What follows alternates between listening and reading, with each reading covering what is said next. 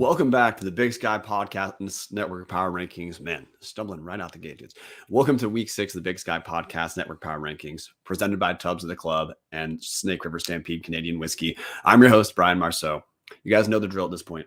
So the Power Rankings rank the Big Sky teams 12 through 1. Voters are a mix of Big Sky Podcast Network contributors like myself, like Dallas, like Brent Wahlberg from GrizzFan. We also have Big Sky area beat reporters, guys like Coulter Nuanez sometimes contribute, Andrew Houghton, Trevin Pixley, people covering the league who are knowledgeable. Then we just know a handful of other guys who are pretty good football-wise with the Big Sky. So put that together, that's our voters. The rankings are just the summed total of each individual slot. We present them mostly to talk about the actual teams, which is to say, not going to talk about like actual slots that much. And this week, because we only had 3 games to talk about, meaning only 6 of the 12 teams played, the episode should be on the shorter side because there's some teams there's just no reason to really talk about. But with that said, guys, we're going to jump right in to a team we can talk about a little bit. Hey, Cal Poly holds serve at 12. Cal Poly hosted University of Idaho, the FCS number 3 University of Idaho Vandals in San Luis Obispo, and Cal Poly lost 42-14. Cal Poly, that's more or less in line. A blowout loss is what virtually anyone would have expected from this game. From the Cal Poly end, Bo Kelly starts. Sam Heward's still on the shelf. Don't know. Because there's not a ton of reporting that comes out of Cal Poly football, it's not clear if Sam Heward is still out due to concussion protocol, which is why he missed the previous week's game. But Bo Kelly started in his place. Bo Kelly goes 24-45 for 262 yards, 2 touchdowns, 2 picks, could have easily thrown 5 picks. There's a handful of easy picks Idaho dropped, including the 2 they grabbed. So do hold that asterisk of 2 picks. I would not call that reflective of the accuracy of Bo Kelly throughout this game. Though to Bo Kelly's credit, Cal Poly dropped a ton of passes, probably 8 or so, which is that's just a long way of saying Cal Poly continues to not be particularly good.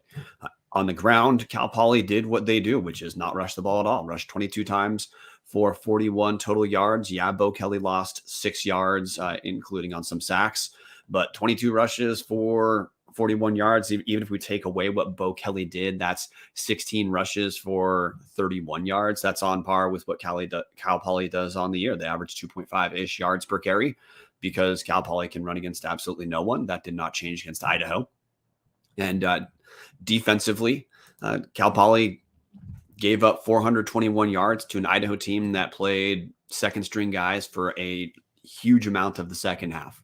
So what is there to take away from Cal Poly getting throttled by Idaho? Man, I don't know if Cal Poly has a win left on their schedule, which is honestly, that's going to be the story for Cal Poly for the rest of the year. The team's not very good. They do have this week they played Idaho, obviously just referenced that. Next week, Cal Poly plays Montana State. So that's a rough 2 weeks for the Mustangs.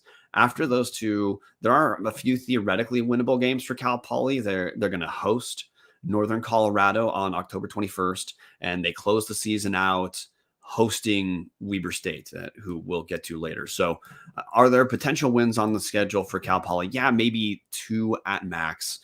The thing if I'm a Cal Poly fan, what I'm taking away from the Idaho game is Idaho's in year 2 of its rebuild. Cal Poly, depending on how you choose to count, is in year 3 or 4. Kind of depends on what you want to understand the COVID year as being.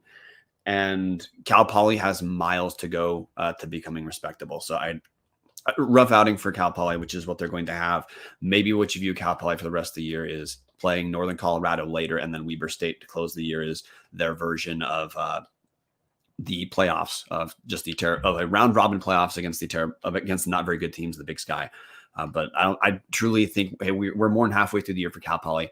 I don't think there's really that much else to interpret for this team. They're not talented. They can't stop anyone defensively. They can accrue yards through the air, but that's it. They can't run. So this is a team that can't stop anyone, who needs to score a lot of points, but can only pass to do so, and they don't have particularly great receivers. So there we go. Cal Poly, moving on.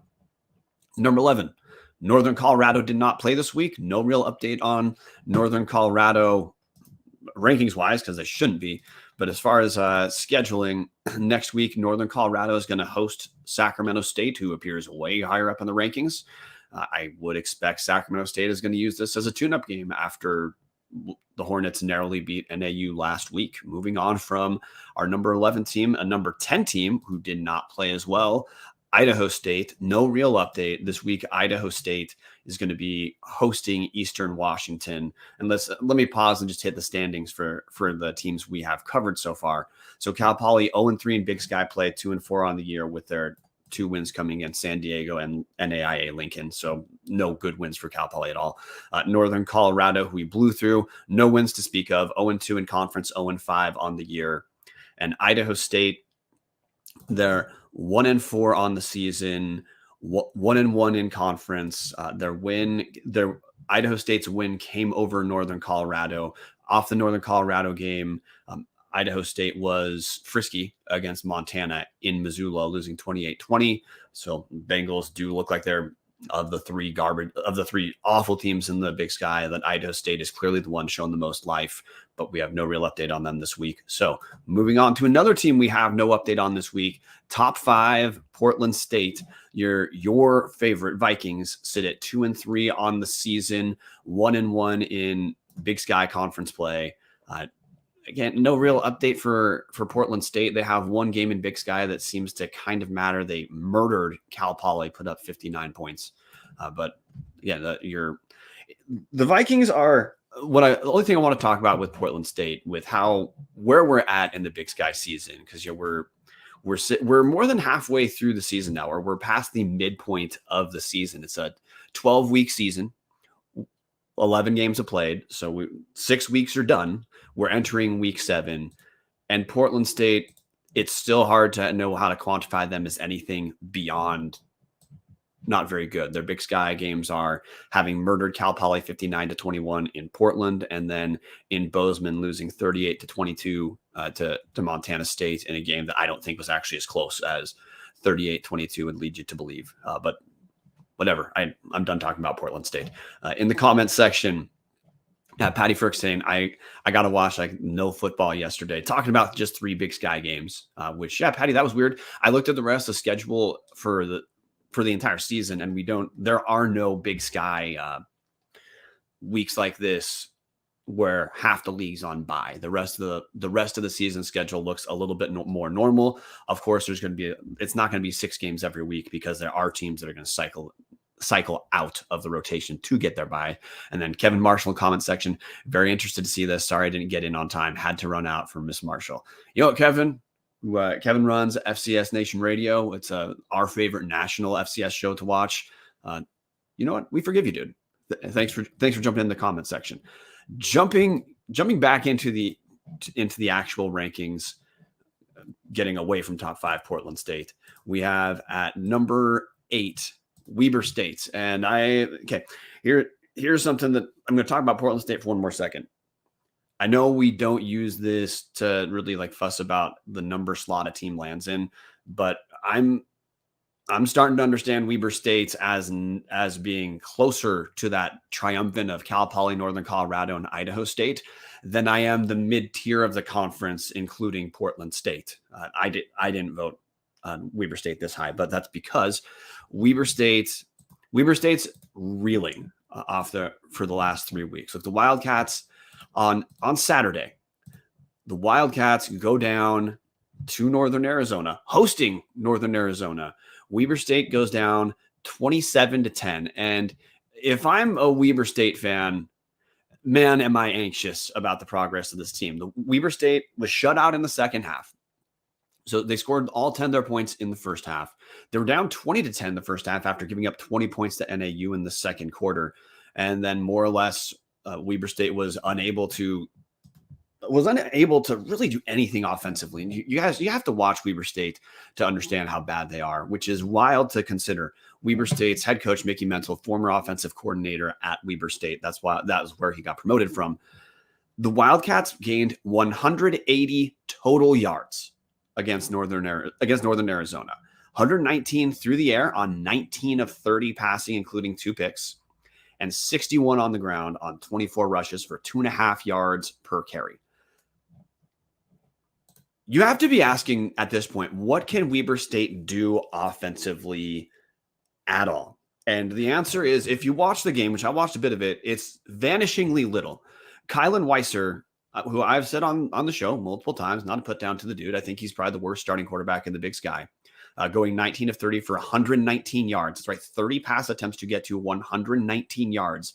So not even 4 yards per passing attempt accrued this game for Weiser. And now, if you watch the team, this stat line for Weiser shouldn't be shocking whatsoever, because just look at what the play calls are for Weber State. It is virtually nothing but short passes out of Weiser. The few times that the dude throws it deep, he misses by a ton. Honestly, the biggest deep play threat for Weber State right now is a pass interference call, which, hey, the Wildcats did pick up a couple of those against NAU. So good job, Wildcats.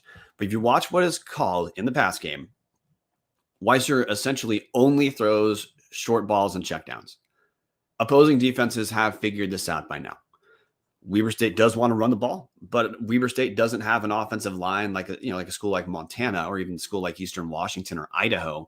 So Weber isn't going to be that effective rushing against teams who are not catastrophes, when every single opposing defensive coordinator knows there's just nothing to be concerned about with Weber State breaking bigger plays.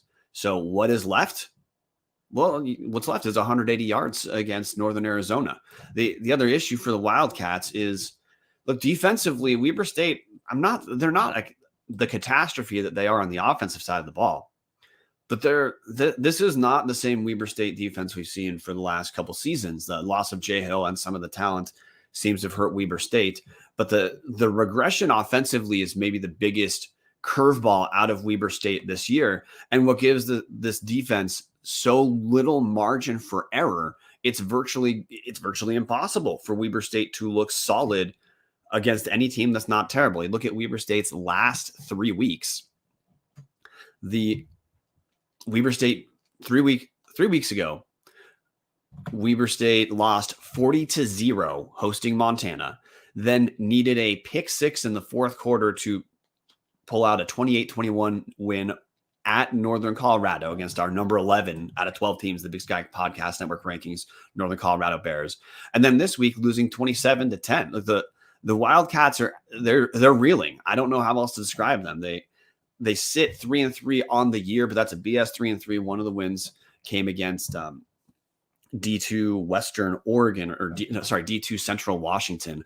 The Wildcats sit at 1-2 in conference with their win was a narrow win over a bottom feeder. So if I'm Weber State, I'm honestly, look, I don't know what they do. I don't know how to possibly keep starting Kylan Weiser, who right now the dude's 53.3% completion percentage, 2 thrown touchdowns, 7 picks on the year. If that isn't, I don't know how the backup could possibly not be as good as what Weiser's doing. But Mental hasn't gone into the bullpen yet, so obviously that lets you know the confidence he has. But what I'm going to say about Weber State from this point, if Weiser truly gives them the most dynamic offense that they can have, there's no prayer this team finishes 500 in conference. Absolutely no way.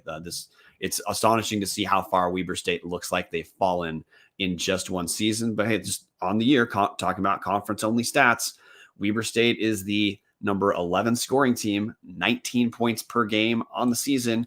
Offensively, they're the number 12 in total offense on the season, averaging 265.2 yards per game total.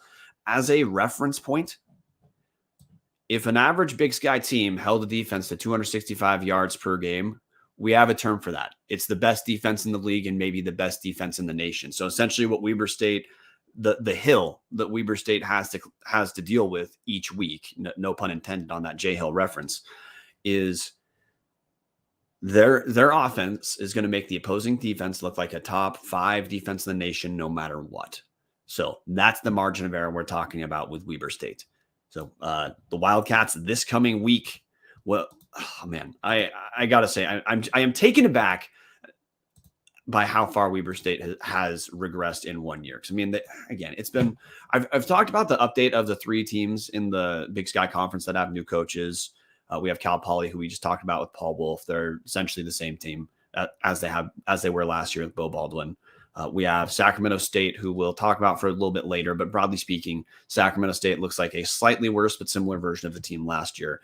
Weber State is the one who's taken a huge step back. And this week, Weber State is going to host UC Davis, a reeling UC Davis team who we'll talk about in a second. For maybe this is the Big Sky Bowl of the two most disappointing teams on the season. Because look, Montana had been the team we talked about kind of week in, week out as being underwhelming.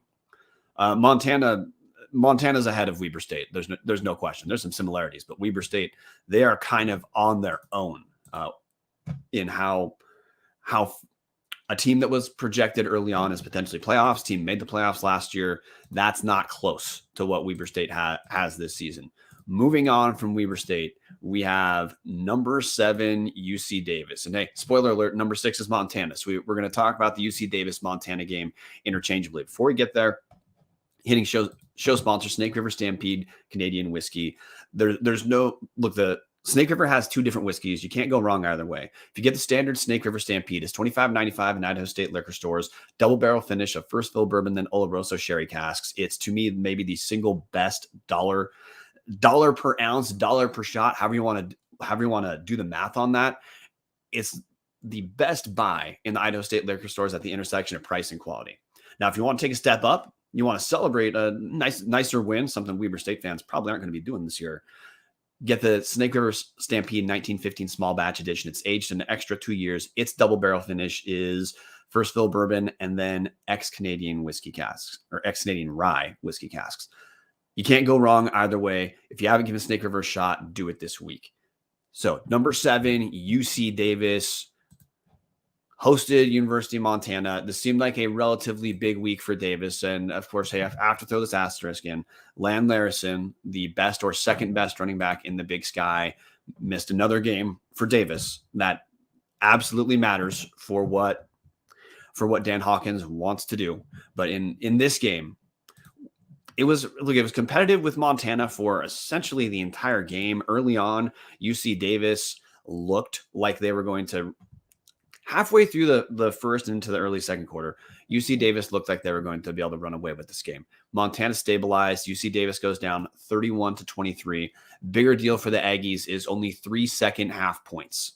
So 20 in the first half, 3 total in the second half. From the UC Davis offensive end, Miles Hastings throws 46 times, goes 31-46 for 359 yards and 2 touchdowns, leading rusher on the game. And this is really what killed Davis. Now, hey, credit to Montana for stifling Davis on the ground. 25 rushes for 76 yards on the game for Davis. But leading rusher was Jordan Fisher, 17 carries for 57 yards. The previous week, Trent Tompkins had been the top rusher for UC Davis. Tompkins only had 2 carries for 5 yards. So Jordan Fisher was the go-to guy.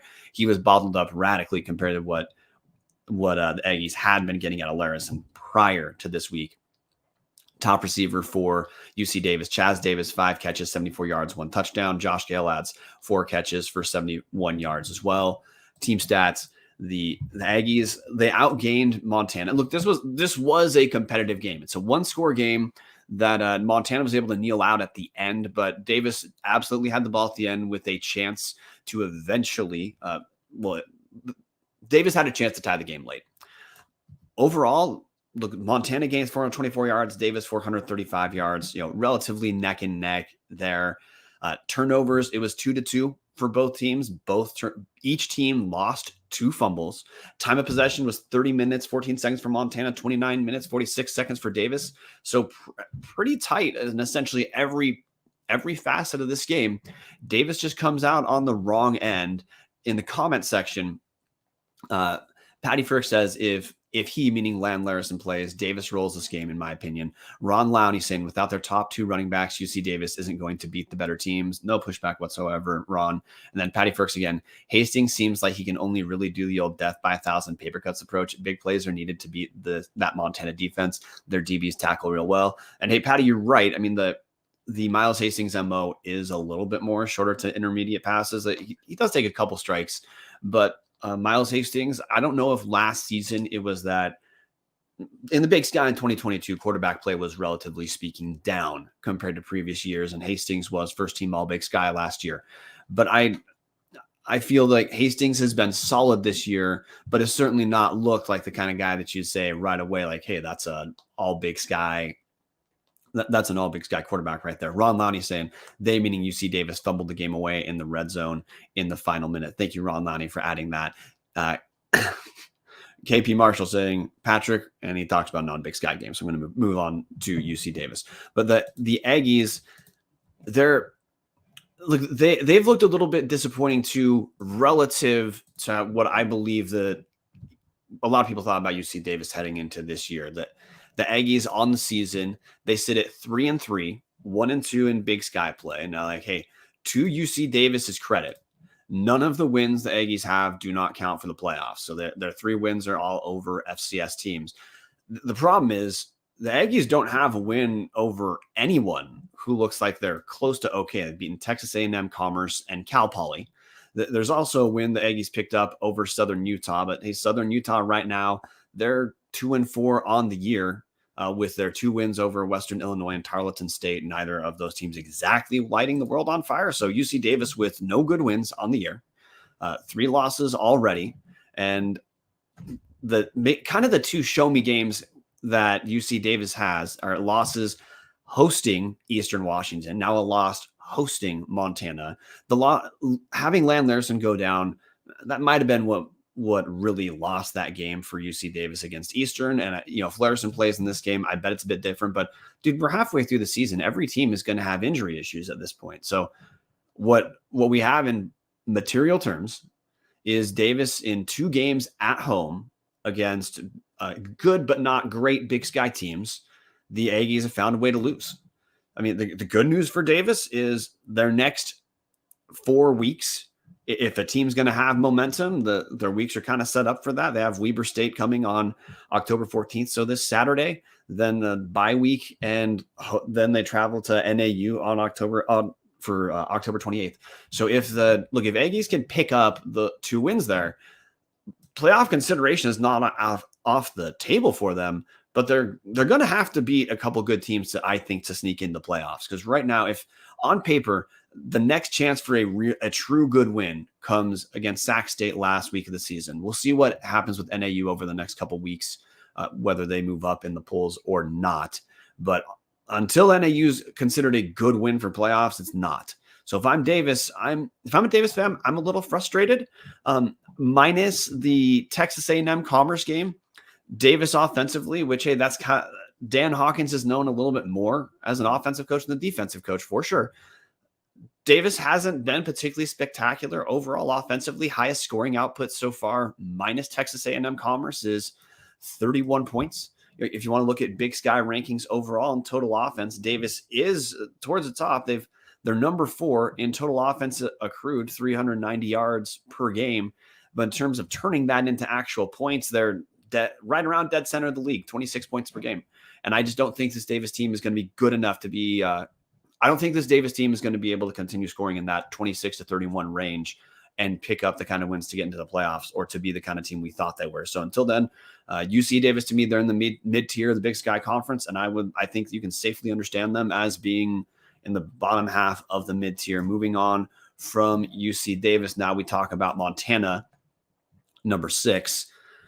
And from Montana end, I think the Grizzlies are one of the most up and down teams to talk about in the Big Sky. It's hard to have a strictly sober discussion about Montana, and I don't actually care again about the fan base expectations, that stuff, or online chatter. That is completely irrelevant to how I understand Montana Grizzlies. Is that the Grizzlies, after beating UC Davis 31-23, that moves the Grizzlies up to 5-1 on the season, 4-1 for playoff purposes, and 2-1 in Big Sky play. It's more that the style points Montana's accrued getting to that 4-1 against FCS teams it hasn't really looked great because offensively Montana, it's taken them the last 2 weeks to figure out what that offensive identity is. And now, hey, Clifton McDowell is the starting quarterback. He's the running quarterback. What this team is going to do is going to try to run the ball. And Clifton McDowell throws almost exclusively short to his long passes for the most part are intermediate passes. The dude just doesn't have a particularly great arm. Even on his short passes, I truly have this PTSD experience from being an Idaho fan watching Mason Petrino play. When Clifton McDowell throws, it's exactly like when Mason Petrino did.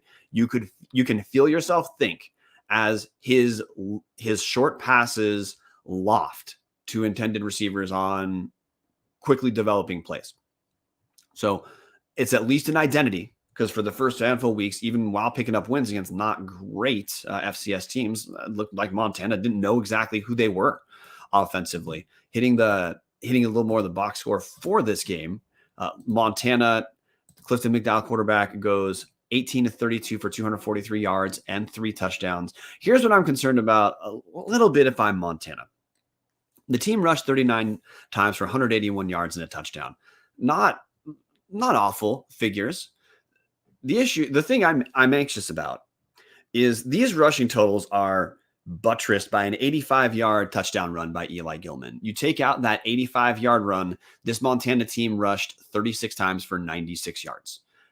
That's we have a word for that. It's not particularly good, but it was enough for the win today. Montana said gained around 420 yards on the ground. If I'm a Grizz fan, I guess defensively is maybe where I'm a little bit more. I feel a little bit better about this Grizzly team after the UC Davis game, because Montana was much more effective at getting to the court, at getting to Miles Hastings, making Miles Hastings have to kind of rush passes, making him be clearly under duress. Yes, UC Davis gave Montana a lot of shots to do that by calling almost 50 pass plays. But one of the issues for Montana, look there, as Patty Firk said, Montana's cornerbacks, they do tackle pretty well. Montana's secondary does bring guys down pretty well. So, hey, credit to them. Bobby Houck likes to bring in safeties, or also he runs a 3-3-5, but likes to blitz quite a bit out of that 3-3-5 to give kind of atypical blitz looks, or to have the pressure coming from surprising locations for the offense. Montana was not particularly effective to me when I saw them play earlier this year, minus like Utah Tech being a catastrophe at getting to the quarterback. In particular, the first 2 Big Sky games, NAU and Idaho State, where Montana went 1-1, losing 28-14 to NAU and then beating Idaho State 28-20. But this week, Montana was better at getting to the quarterback. So maybe this Montana team has weathered the initial storm after losing to NAU and looking not that great against Idaho State, and stabilized as again, I think they're a solid Big Sky team. I think they're in that mid tier, but I'm fine putting them above UC Davis based off what we saw. Keep in mind, this was a home game for Davis, and Montana still came away with the win.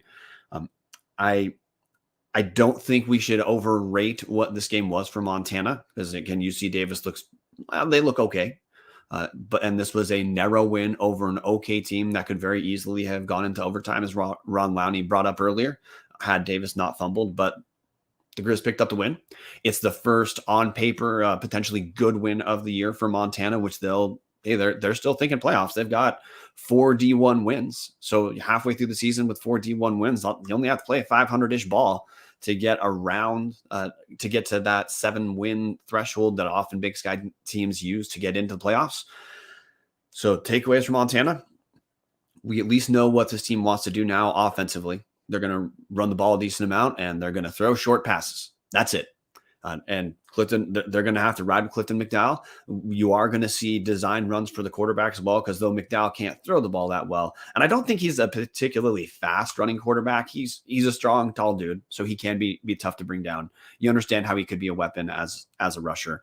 In the comment section, we have Patty Firk saying their defense is built on forcing quick throws and tackling well. Yeah, that's what I was trying to get to, Patty, is against UC Davis, Montana was able to get to Miles Hastings, make him make quick, mostly short throws, and then their DBs were effective at bringing guys down. So Patty, thank you for that comment. That's exactly what I saw as well. Ron Lowney saying Montana State will hold the Grizzlies to less than 1 yard per rush. We're going to see, because I guess that's the other takeaway from Montana is at least what they're calling now is in line with what their offensive line can block for. Because in the earlier weeks with Sam Vidlak, clearly this is a team that can't do what they're not great at pass blocking, in particular if the other team is clear on pass blocking taking case. So calling shorter passes and a handful of play action passes as well. That to me is it's the right thing. It's what Montana probably should have been doing from week 1. I don't know why they did not give Sam Vidlak that chance, but I think Montana now knows what their identity is as a team, and this is just what we're going to see out of the Grizzlies. And my takeaway is, whatever the noise you hear about Montana, whether it's, say, a team shouldn't be top 25, or what you might hear from Montana messaging, just ignore it. this is a solid Big Sky team, right in line with around Eastern Washington, probably a little bit below Sacramento State, pretty close to UC Davis, the end. Moving from Montana, the last team that we actually saw in action this week, Northern Arizona. And Northern Arizona, guys, I think we have to readjust on how we're talking about the Lumberjacks. Lumberjacks had I thought it was a pretty easy win over Weber State. I mean, they shut Weber State out in the second half, win 27-10. Quarterback Adam DeMonte goes 25 of 31 for 183 yards, 1 touchdown, 1 pick. For the most part, what you saw out of DeMonte passing wise was a decent amount of short passes. I mean, not that different from what I just talked about with Clifton McDowell, except Adam DeMonte is clearly a more effective passer. He's much more of a threat for intermediate strikes. Don't worry too much about super deep passes from Adam DeMonte at this point. But aided on the ground by 21 rushes by running back Devon Starling for 94 yards. And then Angel Flores, 6 carries for 52 yards and 2 touchdowns. So that's tail of the tape in this game. Additionally, though, I mean, NAU holding Weber to 180 total yards. It's hard to, I'm not going to say that Weber did what they did because Northern Arizona is the most electric defense in the Big Sky. I think that is much more a statement about what Weber State cannot do than what Northern Arizona can do. But we do have to start giving some credit to Northern Arizona. They played good for 14 quarters now in a row, dating back to that Utah Tech loss. So that's essentially all of Big Sky play, plus a couple quarters of out-of-conference play. Northern Arizona has looked like a stronger team than we thought. Hey, we have the number 5 total offense in the league in Northern Arizona. Mix that with the number 6 total defense in the league. What you have is just an overall, like a pretty solid Northern Arizona Lumberjacks team. I think we have enough data on Northern Arizona at this point that we can say this team is what we've seen the last 14 quarters is who Northern Arizona is. It just took them about 2.5 games to figure out for Chris Ball to figure out exactly what he wanted to do. What Northern Arizona did offensively was look relatively efficient, 6 yards per pass, but 26 of 32 on overall completion. That's pretty dang solid. Northern Arizona was able to do mostly what they wanted to do, which is, like I said, they throw short passes, hope that their receivers can stretch those into a little bit more. But I wouldn't call Adam DeMonte like a big play type of quarterback. I don't mean this in pejorative. He has a little bit of game manager in him of pick up some yards rushing, complete short to intermediate passes. It's important for Chris Ball to keep NAU away from 3rd and long because I think DeMonte is like a mid-level Big Sky quarterback. Certainly wouldn't put him anywhere near a guy like Giovanni McCoy right now. I don't know if I don't think I'd put him above Caden Bennett at Sacramento State. Certainly would not put him anywhere near like Kiko Vesperis at Eastern Washington, but he's effective for what NAU needs to do. And the Lumberjacks, like I said, it's 3.5 games now of looking solid. So for NAU, it's only 2 wins. That's the other weird thing to talk about NAU. Let's contrast NAU and Montana, where NAU is above Montana in the rankings. Not shocking, NAU beat Montana, but Montana is 4-1 in FCS games or Division I games, and the understanding of what Montana was pretty negative, in terms of public persona this last week, and then win over UC Davis seems to change that.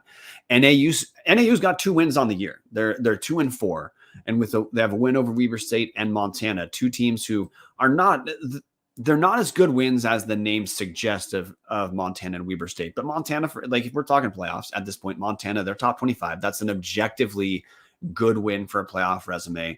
Weber State, I think by the end of the year will not be considered a good win.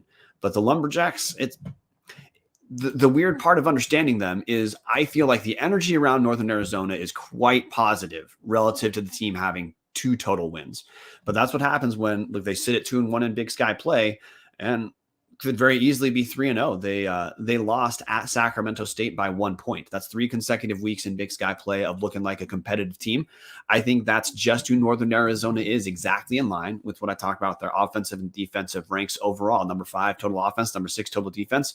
That's a team that is not spectacular in any facet of the game on either side of the ball, but they're broadly speaking pretty solid in both areas too. NAU can run and they can beat you through the air a little bit. They're also solid. They're also solid to okay, both against the pass, against the rush in Big Sky play. That's an okay team that probably isn't going to make the playoffs, but I bet they'll be in discussion for the playoffs if they can pick up another couple wins. And that's the final Big Sky team we have to talk about that was in action. So before we move on to some of the other teams, got to talk about Tap to Keg at University of Idaho, October 13th. This week, that's Friday from 3:30 to 7:30 p.m. at the Dan O'Brien Track and Field Complex. It's a University of Idaho Oktoberfest. And hey, if you're a Grizz or you're a Vandal, dude, come to the event. It's going to be fun no matter what team you're supporting.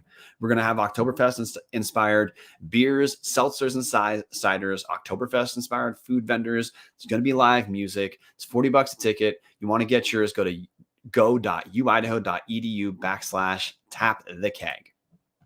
Moving from NAU now to our top four. We've got Eastern Washington bye week. But the only thing I want to bring up here is as far as understanding Eastern Washington compared to the rest of the Big Sky, I think, look, we just saw UC Davis lose to Montana, and Montana's top 25, Eastern Washington's top 25. I think understanding Eastern as being in this category of probably you should understand them, I think, qualitatively below Sacramento State. But in sorting out what the rest of the Big Sky is for the remainder of the season, we know we have Montana and Idaho who will hit as their own tier. Sacramento State seems like their own tier in between, below Idaho, Montana State, but above the rest. And then the middle of the conference, where the top team in the middle of the conference, they might sneak into the playoffs, but if you're not the top team, you're probably not going to. That middle tier is Eastern Washington, Montana. You probably got to throw Northern Arizona in there. And I'd say UC Davis, but UC Davis has a couple losses against some of those mid-tier teams. So Eastern, to me, I think having them as the top of that mid-tier is the right spot. Kekoa Vesperis will hopefully for the Eastern, he's back because last week when we saw them in action, Vesperis was out with a thumb injury. We'll see what happens this week for the Eagles, who again our only update on Eastern is that they do play this week because they're on bye. They're going to travel to Pocatello to play Idaho State, and that's a frisky Idaho State team. It's an Idaho State team that relies on the pass. Eastern's relative defensive strength is a secondary. If you're a gambling man, I'd gamble on Eastern. Moving on from number 4, Eastern Washington, we have number 3, Sacramento State, who I think they were kind of the beneficiaries of this bye week in terms of understanding who they are within the conference, with how Weber State is face planting out of that mid tier. Now Davis has a couple losses against the mid tier, and Sacramento State. It was a close win, but Sacramento State did beat Northern Arizona. That's why I think it's safe to understand these guys as being something different than the rest of the conference. Now going over to conference rankings for your Sacramento State Hornets, #Hornets up.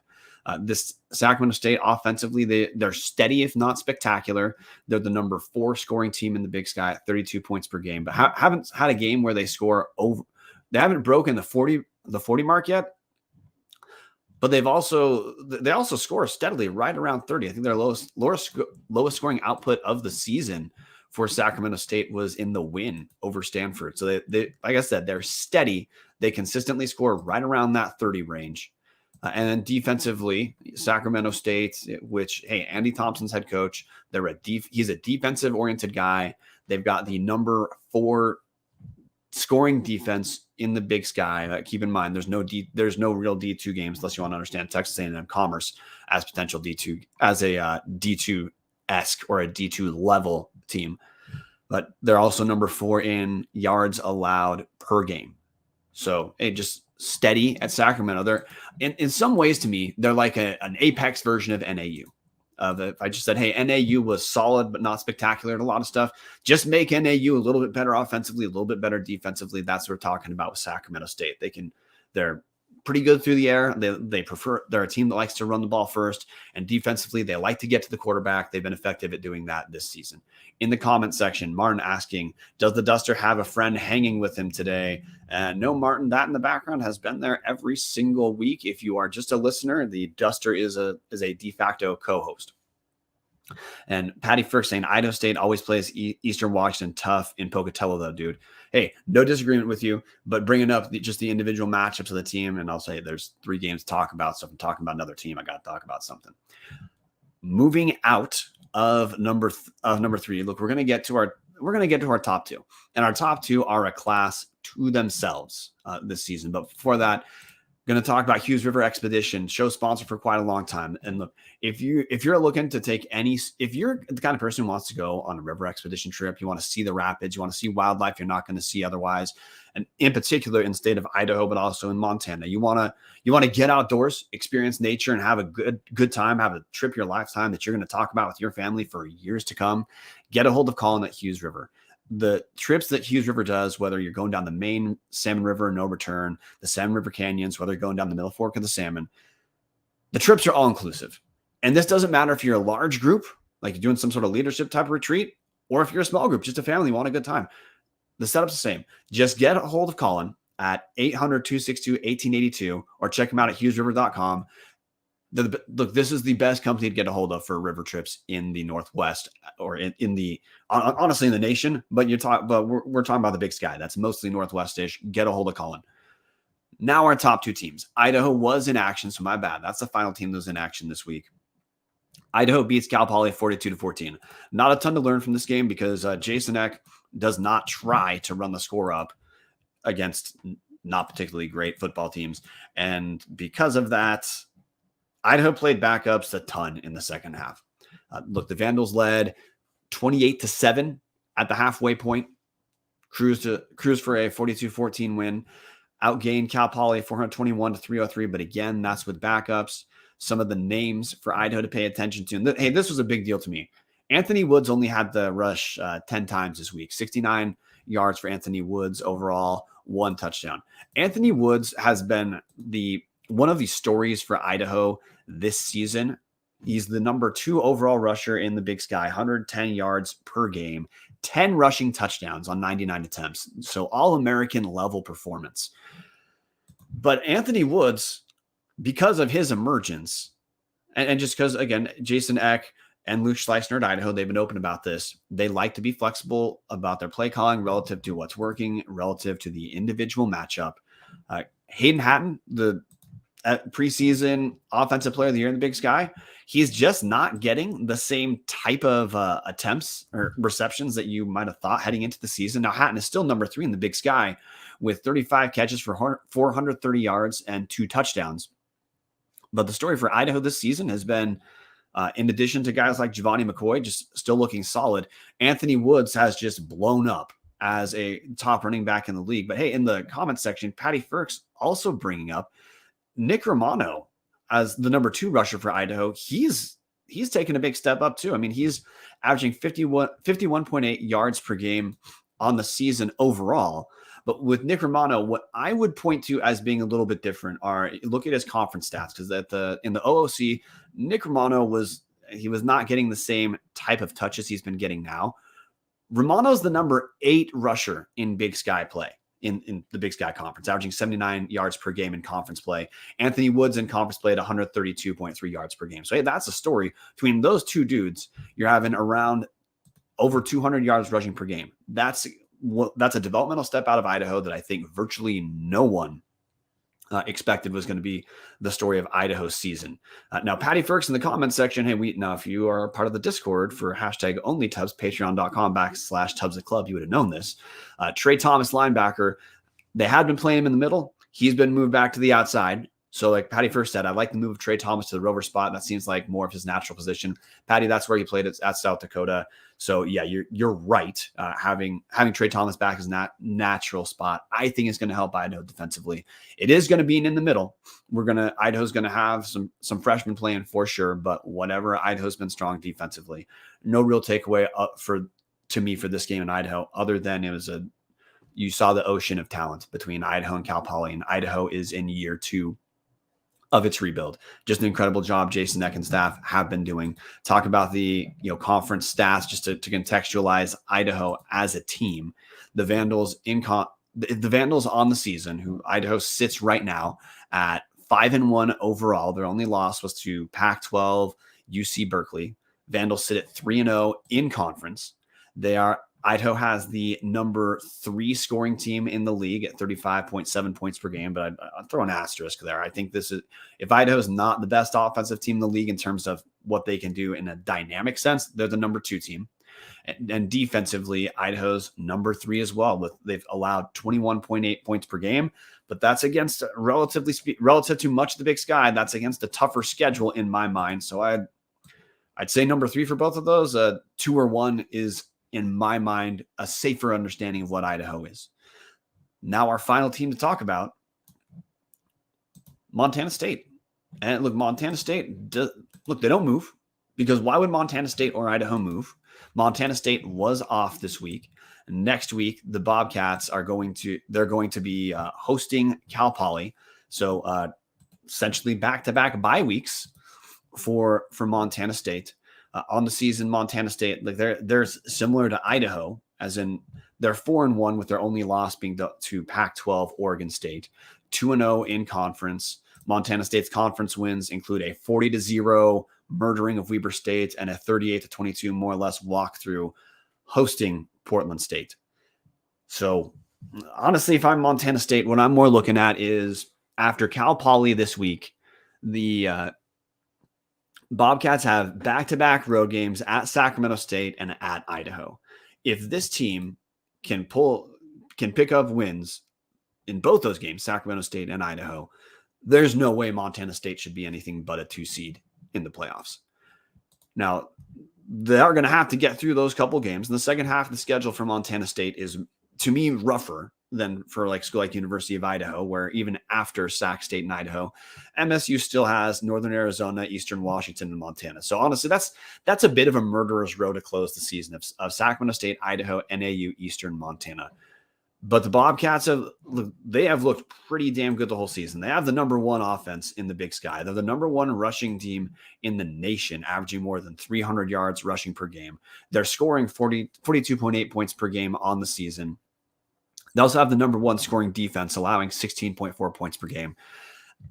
They have the number 1 total offense, putting up 504 yards per game, which is incredible considering how everyone knows Montana State is going to run the ball throughout every 4 plays or so. But Montana State's also got the number 1 total defense. So look at the stat breakdown. Only a loss to Oregon State.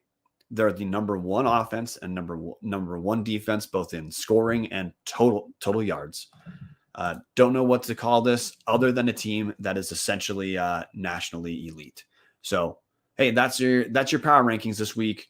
Idaho and Montana State are a class of their own in my mind, in the mind of most voters. And then we've got a bit of a mess in the middle with a garbage 3 that could be. Look, I gotta say, guys, Weber State could be a garbage 4th team in this league. I honestly don't know who I'd pick if Idaho State played Weber State today, which is incredible to say, considering where Idaho State was last year and where Weber State was last year as well. But we'll be back next week. Subs of the Club is going to be recording early this week, so the main show is going to be Monday, tomorrow at 6:45 p.m. Pacific time. If you're a Grizzly fan, hey, we're previewing Idaho, Montana, so that's 7:45 p.m. Mountain time. Thanks for coming in this week. Help the show by subscribing to the Tubs of the Club YouTube channel. Look in the comment section. We have Steve Kurtz saying, thanks, Brian. See you at the Dome. Steve, I will see you there. We have Ron Lowney saying, we'll be playing our 3rd string. I'm pretty sure Ron Lowney's talking about Montana State. And Lowney saying number 1 offensive and defensive lines. Look, hey, maybe that's what I should talk about with Montana State, Ron, is that's part of why this team is as good as they are. They're huge and athletic, both on the offensive line and defensive line. They've got talents at the skill positions. Sean Chambers is doing a fantastic job without Tommy Mellott. I mean, spoiler alert, actually, if I were a Montana State fan, I'd rather have Sean Chambers as the starter.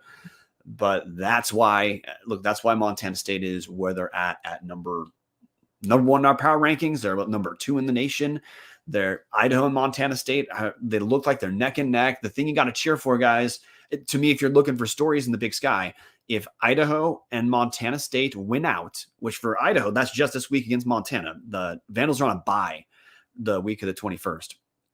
If Idaho and Montana State win out between now and October 28th, to me, the Big Sky Conference Championship is actually being played. It's going to be played in Moscow on October 28th when the Bobcats visit. I already got my tickets. If you want to go to that, get them now. They're not going to last too much longer, especially if Idaho picks up a win. Thanks for coming in this week, guys. I'm going to now go through our back half of the show so I can call it a night. Thanks for coming. See you next week. As always, go Vandals.